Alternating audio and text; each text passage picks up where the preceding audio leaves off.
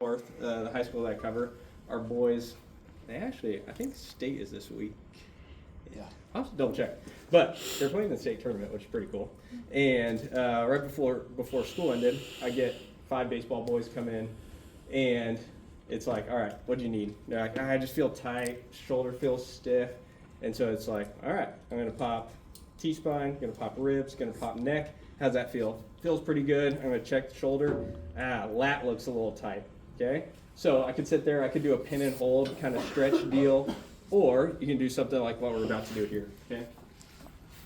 So what I like to do, your lat attaches thoracolumbar fascia, right? Go ahead. And all the way up on your humerus, okay? So you have that whole area where for an overhead athlete, they need to be able to move through. So what we can do, Why do y'all think lats get tight for baseball players? What does the lat do in the throwing motion?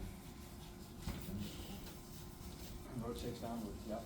So again, we have a massive eccentric load and then coming forward with 90 miles an hour.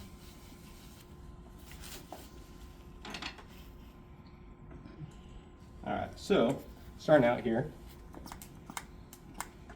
real simply, I can just follow that lat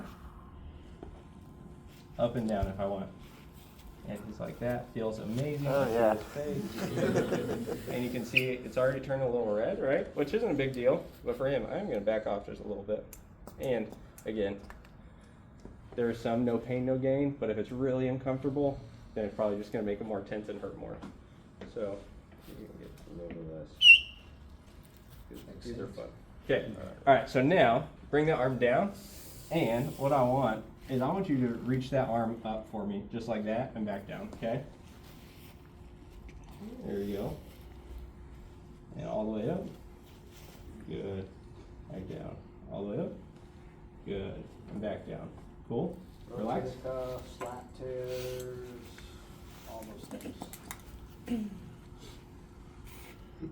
And follow that sling all the way down.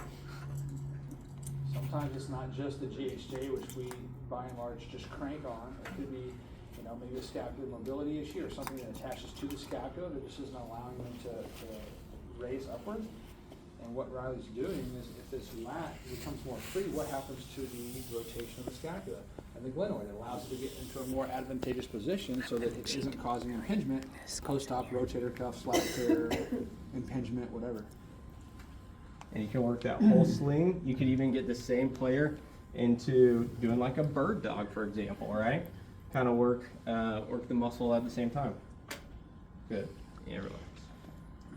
And now, And this is all his manual therapy time with his patient. He or she is an overhead athlete. They have like 1,000,000 degrees range of motion. No real point to just sit there and stretch the heck out of it. They're dealing with some soft tissue dysfunction. He just sits there and addresses it 5, 10, 15 minutes. now, face towards Bobby there. Just get both arms up overhead. Yeah. About the same, maybe a little farther. Again, it's one of those things. If you see tightness,